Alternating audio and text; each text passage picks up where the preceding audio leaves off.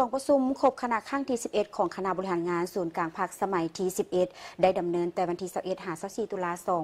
2025 ได้ปิดลงด้วยผลสำเร็จอันจบงามที่สำนักงานศูนย์กลางภาคภายใต้การเป็นประธานของสหายทองล้นศรีสุริตเลขาธิการใหญ่คณะบริหารงานศูนย์กลางภาคประชาชนปฏิบัติลาวประธานประเทศแห่งสาธารณรัฐประชาธิปไตยประชาชนลาวโดยการเข้าร่วมของบรรดาสหายคณะบริหารงานศูนย์กลางภาคเลขาภาคกระทรวงองค์การจำนวนหนึ่งกองประชุมครั้งนี้ได้ดำเนินไปด้วยบรรยากาศที่ฟดฟื้นปฏิบัติและด้วยความรับผิดชอบสูงกล้าเบิ่งปัญหาอย่างกงไปกงมามีประชาธิปไตยเฮ็ดให้ปัญหาต่างๆที่ยกขึ้นในวาระกองประชุมได้รับการอธิบายและมีความเป็นเอกภาพกันสูงทางด้านทัศนะและการชี้นำการจะตั้งปฏิบัติตัวจริงต่อไปคณะบริหารงานศูนย์กลางภาคได้ตีราคาอย่างสังรวมว่าในปี 2025 สภาพการภาคพื้นและสากลมีการผันแปรไปอย่างต่อเนื่องซับซ้อนส่งผลกระทบและเกิดมีสิ่งท้าทายทดสอบหลายด้านต่อกับการพัฒนาเศรษฐกิจสังคมแต่ด้วยความเอาใจใส่นำพาซี่น้ำของศูนย์กลางภาคและรัฐบาลก็คือความเป็นเจ้าการบุกบืนสู่ซนของบรรดาข้าราชการและท้องถิ่นตลอดฮอดพนักงานประชาชนบรรดาเผ่าได้มีความตัดสินใจเพื่อสู่ซนผ่านพาอันได้เฮ็ดให้ประเทศของพวกเขารับประกันได้ถึงความมั่นคงมีเสถียรภาพทางด้านการเมืองสังคมมีความสงบปลอดภัยความยุ่งยากทางด้านเศรษฐกิจการเงินได้รับการแก้ไขให้ตกไปเป็นก้าวๆเศรษฐกิจมหาภาคค่อยๆมีเสถียรภาพดีขึ้นบนพื้นฐานสภาพการต่างๆและความเล่งทวงในสปอดาและยาวนานคณะบริหารงานศูนย์กลางภาครัฐบาลและการนำทุกๆภาคส่วนทั้งศูนย์กลางและท้องถิ่นทุกขั้นต้องได้เพิ่มทวีและยกสูงความรับผิดชอบการเมืองเพื่อนำพาบรรษาซี่นำแก้ไขปัญหาอย่างมีแผนการและมีจุดสุมเป็นต้นแมนการสืบต่อยุ่งแหงขบวนการด้านต่างๆให้แข็งแหงสร้างการหันเปลี่ยนให้เลือกซึ่งมีประสิทธิผลเพื่อม่วนท้ายการจะตั้งปฏิบัติมติกองประชุมใหญ่ครั้งที่ 11 ของพรรคให้มีความสมบูรณ์ยิ่งขึ้นสืบต่อการเกี่ยมควบคุมให้แก่การดำเนินกองประชุมใหญ่ผู้แทนทั่วประเทศครั้งที่ 12 ของพรรคพร้อมทางการเกี่ยมบรรดาเวียกงานเพื่อห้องหับให้แก่การพันขยายแนวทางการเมืองและแนวทางการจัดตั้งปฏิบัติของพรรคภายหลังที่สำเร็จกองประชุมใหญ่ผู้แทนทั่วประเทศครั้งที่ 12 ของพรรคในโอกาสดังกล่าวนี้สหายเลขาธิการใหญ่ประธานประเทศก็ได้ชี้นำเวียกงานจำนวนหนึ่งเพื่อให้คณะบริหารงานศูนย์กลางพรรคก็คือบรรดาสหายเลขาคณะพรรคกระทรวงองค์การนครหลวงวิจันทร์และบรรดาแกวงนำไปจัดตั้งพันขยายและสุ่มใส่จัดตั้งปฏิบัติให้มีประสิทธิภาพสูงคือ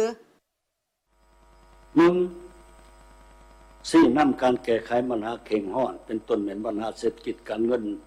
ราคาสินค้าค่าครองชีพฟื้นฟูผลกระทบจากภัยน้ำท่วมที่เกิดขึ้นในฤดูฝนผ่านมานี้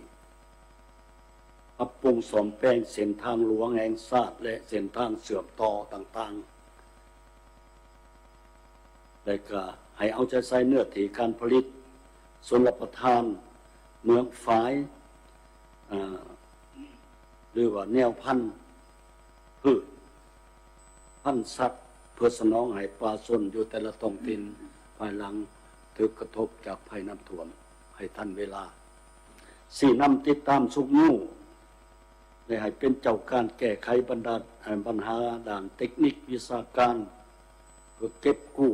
เมียนมัดผลผลิตฤดูฝนและเกี่ยมให้แก่ขบวนการผลิตในฤดูแล้งให้ทันสภาพการเอาใจใส่ปฏิบัตินโยบายเบิ่งแย่งฟื้นฟูแก้ไขชีวิตการเป็นอยู่ของพนักงานทหารตำรวจในป่าชนโดยเฉพาะแม่นพนักงานบำนาญพนักงานที่มีคุณงามความดีต่อการปฏิบัติที่ได้ออกพักผ่อนแล้วนั่นให้เขาเจ้ามีชีวิตการเป็นอยู่ที่สู้ต่อไปได้นอกจากนั้นให้กวดข่าเบิ่งสำรวจเบิ่งป่าส้นโพมีผลกระทบแห้งต่อภัยธรรมชาติที่ผ่านมานั้นและก็เอาใจใส่ผู้มีรายรับทำอันที่ 2แม่นสี่นำการพันขยายผลสำเร็จของกองประชุมใหญ่ขององค์คณะพรรคนครหลวงเวียงจันทร์แขวงบรรดากระทรวงองค์การที่สำเร็จแล้วนะ ทุกเวียกจะต้องได้รับการสืบต่อดำเนินหรือเข่งห้อนปรับปรุงให้เข้าสู่การปฏิบัติให้ได้ไวต่อเนื่องบ่ให้มีห้อยต่อสองวางได้ในการสีนำในการบริหารเวียกงานอยากให้เอาใจใส่ตื่มในการพันขยายโดยเฉพาะมันขันแขวงขันเมืองอยากให้เอาใจใส่ปรับปรุงกลไกระบอบการนำภาษีนำแบบแผนการเฮ็ดเวียกของคณะบริหารงานพรรคคณะประจำกับองค์การปกครองเพื่อรับประกันความถูกต้องของตัวโรงเรียนแก้ไขปัญหาให้ท่านการบ่ศักษาบ่หนิ่งกันมอบให้คณะจัดตั้งศูนย์กลางพรรคกวดเบิงแล้วก็สมทบภาคส่วนเกี่ยวข้องกวดตืมถ้าจำเป็นควรออกนิติกรรมเพื่อจัดตั้งปฏิบัติให้ท่านกับสภาพการก็ควรออกอยากให้เป็นเอกภาพกันอยู่ในตัวประเทศนี่แหละอันที่3แม่นให้สีน้ำกวดขึ้นผลการปรับปรุงกงจักการจัดตั้งภายหลังโฮมเข้ากันทั้งอยู่ศูนย์กลางและท้องถิ่นอันไหนบ่ทันถึกทิศอันไหนมันยังเกะกะอยู่อันไหนมันสร้างปัญหาเพื่อมันบ่ทันโรงเรียนบ่ทันกระทัดรัดเหมือนเด็ดเดียวแก้ไขให้ตกประกันกงจักให้มันกระทัดรัดมีคุณภาพมีประสิทธิภาพในการขับเคลื่อนการปฏิบัติหน้าที่การเมืองให้แต่ละการจัดตั้งซี่น้ำการกาเกี่ยมหอบด้านกองประชุมใหญ่ข้างที่12ของพรรคบรรดาอนุกรรมการต่างๆคุณเขียวสืบต่อจัดตั้งปฏิบัติบรรดานาเวียกของตนเป็นต้นปรับปรุงบรรดาเนื้อในเอกสารต่างๆการกาเกี่ยมด้านโค้งประกอบบุคลากรเป้าหมายเข้าร่วมกองประชุมการกาเกี่ยมบอนประชุมการประดับประดางบประมาณการป้องกันและอื่นๆให้รับประกันความปลอดภัยและผลสำเร็จอย่างจบงามซี่น้ำการกาเกี่ยมกองประชุมครบคณะวิสามัญของคณะบริหารงานศูนย์กลางพรรคสมัยที่11เพื่อดำเนินชีวิตการเมืองหมดสมัยของคณะบริหารงานศูนย์กลางพรรคก็คือบุคคลกรรมการศูนย์กลางพรรคสมัยที่11ที่ยังประจำการสืบต่อซี่น้ำการกาเกี่ยมดำเนินกองประชุมสมัยสามัญที่10ของสภาแห่งชาติสุดที่9และการกาเกี่ยมด้านต่างๆให้แก่การเลือกตั้งสมาชิกสภาแห่งชาติสุดที่10และสมาชิกสภาปฏิชนขันแขวงสุดที่5สืบต่อซี่น้ำการเฉลิมฉลองวันสำคัญของพรรคของชาติเป็นต้นวันสถาปนาสาธารณรัฐประชาธิปไตยปฏิรูปลาวครบรอบ50 ปีวันเกิดประธานไก่สนพบวิหารครบรอบ105 ปี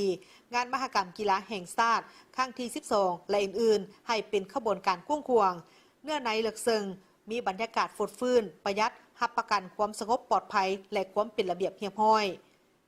ในตอนท้ายสหายทองลุ้นศรีสุริตได้แสดงความเสื่อมั่นและเรียกร้องบรรดาสหายกรรมการศูนย์กลางพรรคบรรดาสหายเลขาคณะพรรคกระทรวงองค์การและท้องถิ่นเพื่อพร้อมกันยกสูงความรับผิดชอบการเมืองเสิร์ชสู่ความเป็นเจ้าการและความเป็นแบบอย่างน้ำหน้าให้สูงขึ้นสืบต่อนำพาซี่น้ำเฮ็ดให้บรรดาคาดหมายสู่สนต่างๆที่วางออกได้รับผลสำเร็จอันจบงามและสร้างขบวนการก้าวเข้าสู่กองประชุมใหญ่ข้างที่12ของพรรคอย่างสง่าผ่าเผย